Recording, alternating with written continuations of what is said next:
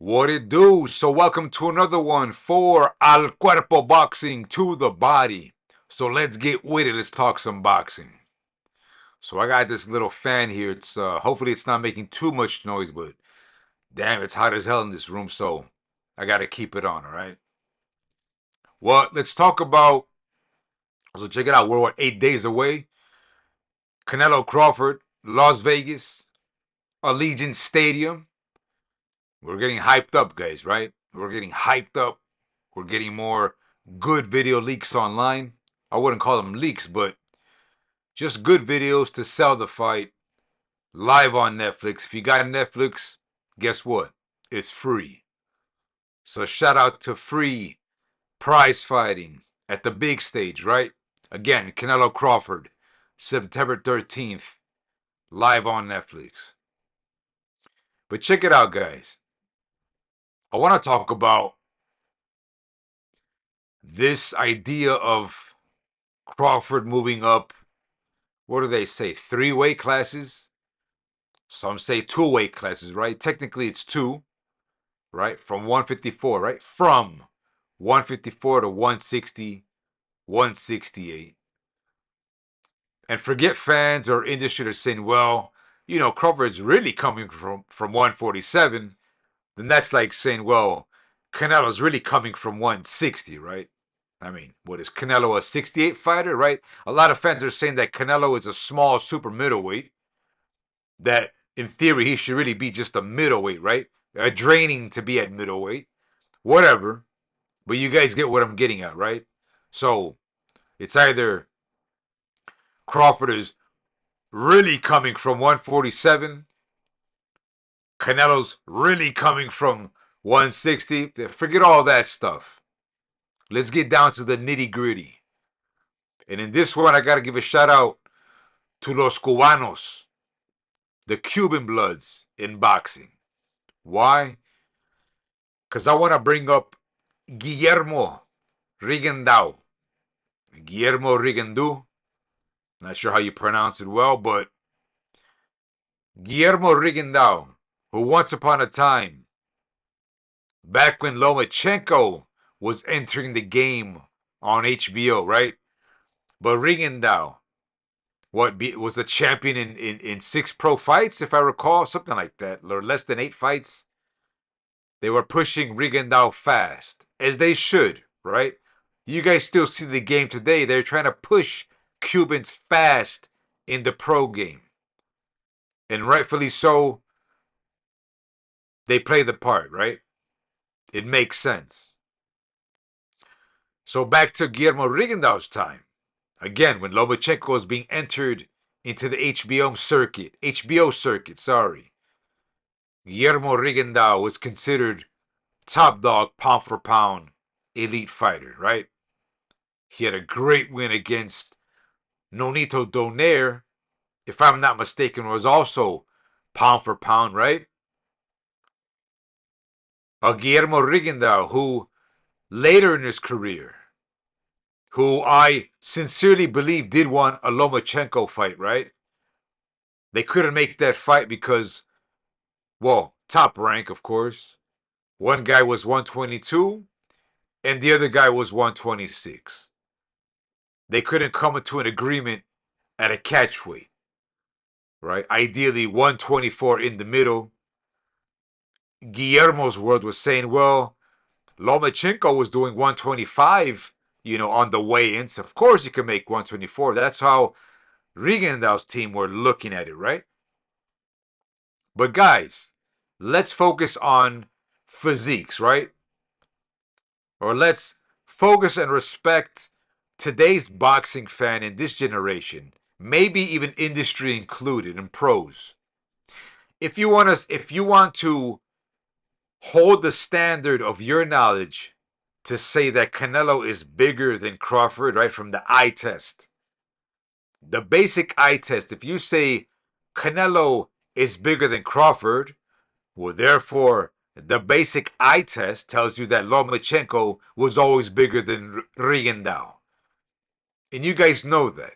I mean, came fight night, Rigendao versus Guillermo Rigendao was day and night as far as physique. Lomachenko was, I don't know, significantly bigger than RIGO, but guys, he was bigger than RIGO. All right? So focus here, guys. I'm going to flex nicely. I'm going to freestyle on this one. You guys are going to love this. Again, shout out to the Cubanos. Shout out to my guy Palatino Boxing, another Cubano that I know from the Spanish circuits, all right? The Spanish YouTube channels. He agreed with me on this one. So if you guys want to say that Crawford is really a 147 pounder, focus on this, guys. Be honest to yourselves. I don't believe he's a 147 pounder.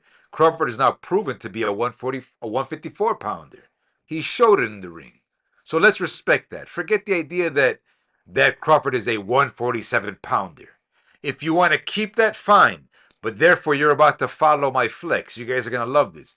If you guys truly believe that Terrence Crawford is a welterweight, aside from him looking big now, he could have already been a middleweight champion, right? But if you guys want to harp on that Crawford is really a 147 pounder, well, then I could say that Rigondeaux, off the eye test, has always been, let's say, a 118 pounder, maybe even 115 pounder, guys. Yo, guys, you guys know me. I've been wanting Bam Rodriguez to take on Nakatani. I've been saying in videos that Bam Rodriguez, the 115 pounder, can beat 118 champions aside from Nakatani. What I mean by that is I can't, well, if I were to choose, I might favor 60-40 in favor of Nakatani right now at 118. Why, guys? Nakatani's a big dude. Nakatani's a big boy for 118. But going back to RIGO and Bam, guys, you put RIGO and Bam side to side, you will say, damn, Rigondeaux could fight at 115. No problem. Skinny ass, little small ass Rigondeaux can fight at 115 the same way Bam Rodriguez can fight at 115. Let's be honest with ourselves. But guess what? Rigondeaux was fighting at 122. What does that mean? You could interpret that as Bam Rodriguez could fight at 122. What's the difference, guys? Hey, I was a big Rigondeaux fan. If you guys want to be honest about the eye test, athleticism, Rigondeaux, in my opinion, I've said this so many times, Rigondeaux is probably the best 180 pivoter in boxing that I don't know when's the last time I've seen that before RIGO. Excuse me. Acrobatic Rigondeaux, 180 pivot, man. You ever seen the speed of Rigondeaux doing that 180 pivot? Ain't nobody doing it faster than Rigondeaux. Nobody. Name me a fighter. Really, in the comment section, name me a fighter that does it like RIGO, that 180 pivot. So, focusing on athleticism, right? Now, another type of athleticism that's badass, Vasily Lomachenko. Another badass southpaw. Amazing footwork on his toes. Amazing rhythm fighter. Amazing crotch down fighter when he's doing, his defense on the offense. Great head and waist movement. Vasily Lomachenko. So guys, where am I connecting the dots here? Because you guys think, oh, what the hell is Cuerpo talking about? You guys are going to love this. You're going to freaking love this. Canelo versus Crawford. There are no stipulations. Canelo, the bigger guy than Crawford, right? If we want to agree to that. Canelo is the bigger guy than Crawford. Lomachenko is the bigger guy than Guillermo Rigondeaux. Let me repeat that, guys. I'll go backwards too. Lomachenko is bigger than Guillermo Rigondeaux. You guys don't believe it? You think it's theory? Whatever. Go look at the damn fight itself. Lomachenko is bigger than Rigondeaux. Canelo is bigger than Terrence Crawford. Canelo versus Terrence Crawford have no stipulations. Canelo is the A side. Lomachenko at the time, when they fought Rigondeaux, was the A side. You guys following me here? Crawford, the smaller guy again, guys. He's going up in weight. 2 or 3 weight classes, whatever. I already told you, Rigondeaux could have fought at 115. Diego Rigondeaux is also moving up in weight classes against Lomachenko. Let's entertain this idea. I say 115, Rigo. 118, 122, 126, 130. Right? Whatever. Let's forget 115. Let's do 118. 122, 126, 130. Right? 3. Forget 118. Let's do 122. All right? 126, 130. 160, 168. Right? So if we go off 122, then we have to go off Crawford 154. 2 weight classes. You like this consistency that I'm flexing? The facts, guys. What's on paper, the facts. Or if you want to go off theory, or if you want to go on eye test, I've already laid out the circumstances because check it out, guys. I'm going to throw down facts. I'm going to throw down facts. Forget opinion, facts. So let's go backwards, guys. Canelo Crawford, Canelo A side, Canelo bigger than Crawford, no stipulations. No morning weigh-in limit rule, right? The 10-pound morning weight limit, right? Canelo Crawford, none of that. Now let's go Lomachenko Rigo. 130 fight. Lomachenko A side. Lomachenko bigger, but guess what? There's a stipulation. There's a 10-pound morning rule clause. Let me repeat that, guys. Lomachenko, bigger than Rigondeaux. The same circumstances. Crawford moving up to Canelo. Canelo Crawford, no stipulation clause. Lomachenko Rigo, 10-pound morning stipulation clause. Now, what am I getting? What's the point here? If Canelo Alvarez was insecure about the outcome of this fight with Terence Crawford, let me repeat that. If Canelo Alvarez was insecure in the possibility that he could lose to Terence Crawford, he would have imposed a 10-pound morning rule. Right? Common sense. If Lomachenko was not insecure about Rigondeaux, he would have not imposed a 10-pound morning rule. Now, let's say we want to entertain the idea, nah, it wasn't Lomachenko, nah. It was Lomachenko's handlers. Okay, whatever, the handlers. If we want to have a cool conscience or a transparent conscience, because Lomachenko knows he's a badass, I know Lomachenko's a badass. Lomachenko's fans know he's a badass. Rigondeaux's fans knows that Lomachenko's a badass. So why would you need a 10-pound morning rule on the smaller fighter? Let me repeat that. Why would you need a 10-pound morning rule on the smaller fighter? Let's jump a bit. Let's go a little bit Twilight Zone. Kovalev, Canelo. Kovalev being the bigger guy than Canelo.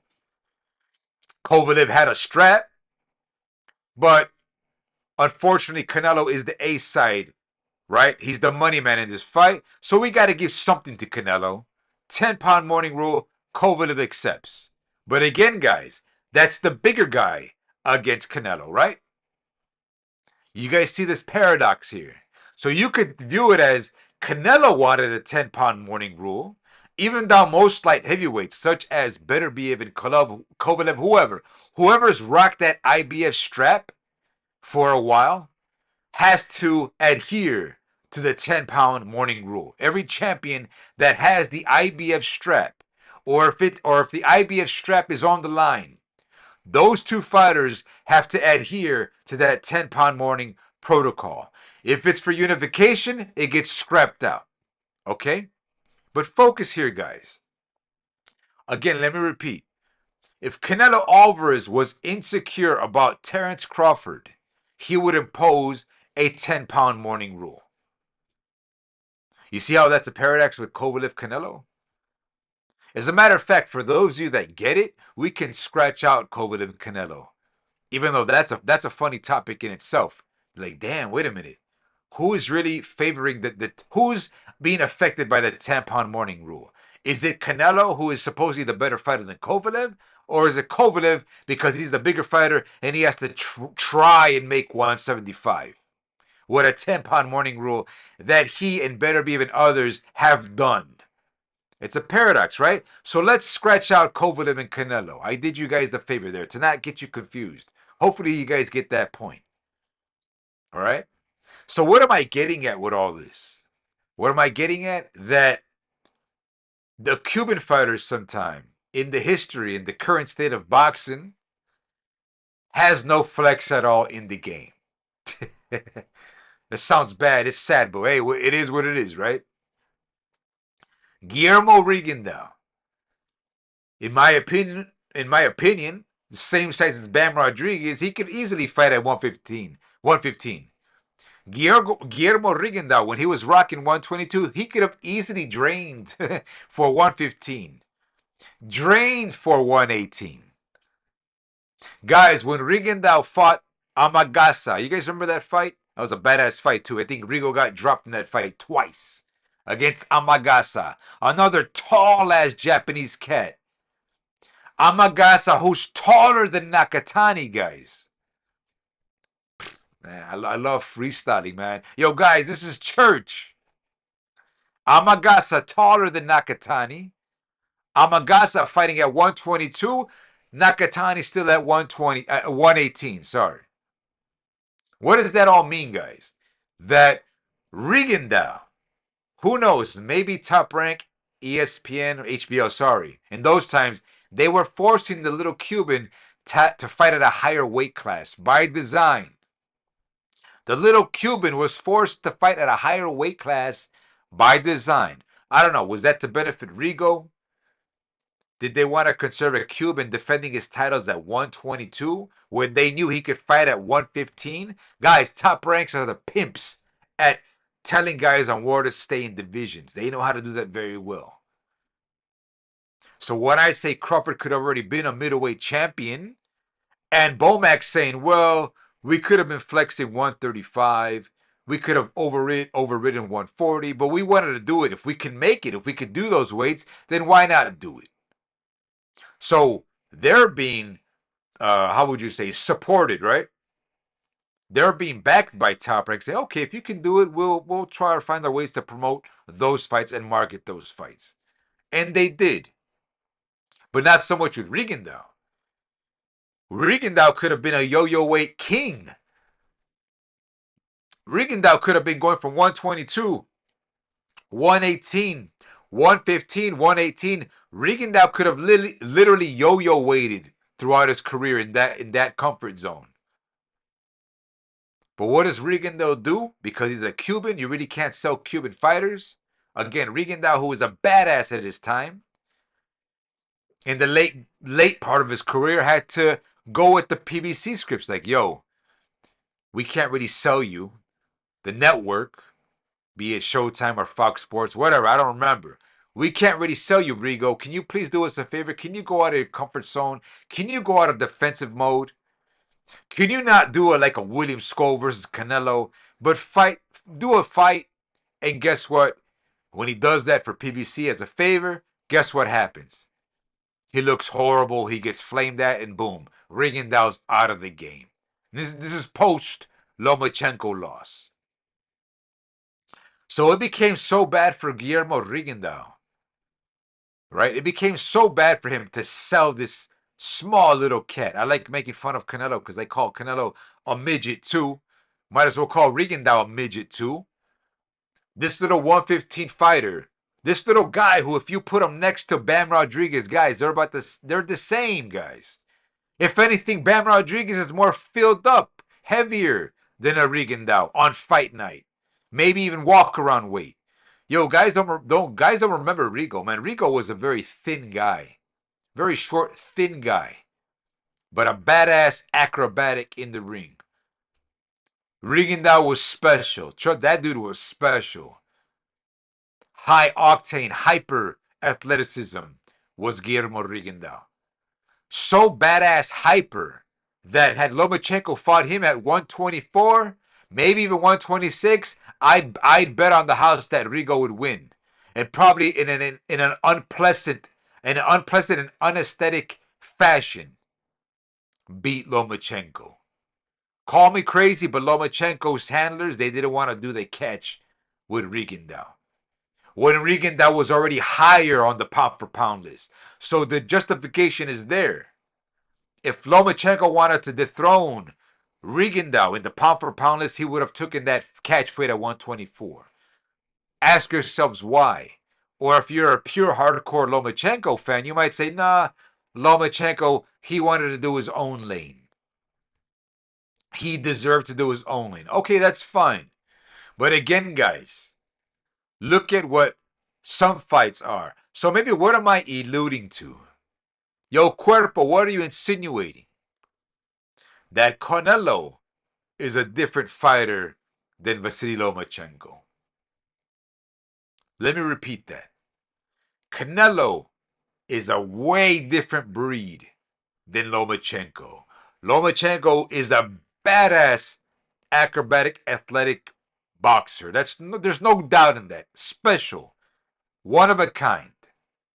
But when it comes in the category of fighting, you know, that machismo, that bravado, going up in weight classes, daring to be great, going really northbound. As Lomachenko, right? Because give props to Lomachenko for fighting also Teofimo Lopez, right? It could be said that Lomachenko versus Teo would be like a Canelo versus Bivol. Think about that. Or Lomachenko versus Haney could be like a Canelo versus Bivol. Weight classes, guys. Size matters. You guys getting it? But this is more about a shout out to the Cuban school, more so to Guillermo Rigondeaux, and the fact that fans don't see that Lomachenko versus Guillermo Rigondeaux was that more of an unfair fight. Moving up weight classes, right? That's how we're selling Canelo Crawford. Moving up weight classes. The difference is Canelo Crawford has no stipulations. Lomachenko versus Guillermo Rigondeaux had stipulations. Now, guys, as being true radical Lomachenko fans, or even fans that are being transparent, how do you justify that? Right? How do you justify that? There's no reason why Lomachenko should have imposed a stipulation clause on Rigondeaux. Why? Why do that? You're the bigger fighter. You're, in theory, the better fighter. He's coming from 122, right? I say he's more of a 118, 115 fighter. You're dragging a guy from 118, 122, 126 to 130. 4 weight classes, more or less. We all have our opinions what weight class you want to put Rigo. Again, Rigondeaux is the same size as Bam Rodriguez. Bam Rodriguez walks heavier than Rigondeaux did in his prime. Let me repeat that. Bam Rodriguez walks around heavier than Guillermo Rigondeaux in Rigo's prime. So I may be going off topic in tangents here, right? Like, what am I really trying to say? Maybe respect the fact that Canelo versus Crawford is a fair fight. Bam! That's how you land the plane. Canelo versus Crawford is a fair fight that there are no stipulations, guys. It could be interpreted as Lomachenko versus Guillermo Rigondeaux was not a fair fight. Why would you need to impose a 10-pound morning rule on little Guillermo Rigondeaux? Canelo's not doing it. You guys thought about that? Canelo didn't request it. Maybe he requested with Bivol, but guess what? He didn't have that A-side flex with Bivol, and Canelo had to adhere to the circumstance, the situation that Bivol stood his ground as a champ in that zone, right? Bivol was exclusive as a Matchroom fighter. Canelo wasn't. Perhaps if Canelo was with Matchroom, right, exclusively Matchroom in whatever 1 or 2 fights, then maybe we would have had that stipulation. Hearn would have been like, damn, you know what, Bivol, I gotta do this for Canelo. He's Matchroom. I gotta do it. Sorry. But guess what? It wasn't done. So it makes the fight more bona fide. You guys want to troll and call it a cherry pick? That's fine. Can't convince everyone, right? Kovalev versus Canelo. Hey, in that situation, right? Kovalev, I mean, he was the bigger guy in the ring. 10-pound morning roll? Hey, no big deal. Kovalev's done it before. Beterbiev's done it before. They've all done it before. So what's the big deal, right? If anything, if Kovalev was insecure like Lomachenko was to Guillermo Rigondeaux, damn, I love landing the plane. Don't you guys love landing that plane, man? Facts all day. Facts on facts. If Kovalev was insecure about Canelo winning, he would impose a 10-pound morning rule. Oh, wait a minute. There was a 10-pound morning rule. Ah, you see the paradox. But they like to change it the other way around, right? I get it. There's always like some sort of mysticism and anti-Mexico boxing thing, if you will. Right? Guillermo Rigondeaux had to adhere to a 10-pound morning rule with Vasily Lomachenko. Why? Canelo versus Kovalev. Canelo had to adhere to a 10-pound morning rule. Why? Oh, my bad. Canelo asked for it. Yeah, that's cool. You see the paradox here. Canelo versus Crawford. There's no stipulation. It's a bona fide real fight. So I'm going to conclude with this. Canelo versus Crawford is a fair fight. There are no stipulations. Lomachenko versus Guillermo Rigondeaux had a 10-pound morning rule. Stipulation. Not a fair fight. Damn, are we making Canelo look better here? Are we making Canelo versus Crawford just cancel out Lomachenko versus Rigondeaux in the history books? Is this Guillermo Rigondeaux's vengeance? Is it his revenge towards industry about knowing what's at stake with circumstances, knowing standards, double standards? That's all I got on this one, guys. Shout out to the Cubano Boxing, to the body, al cuerpo boxing, and I'll catch you on the next one. Peace.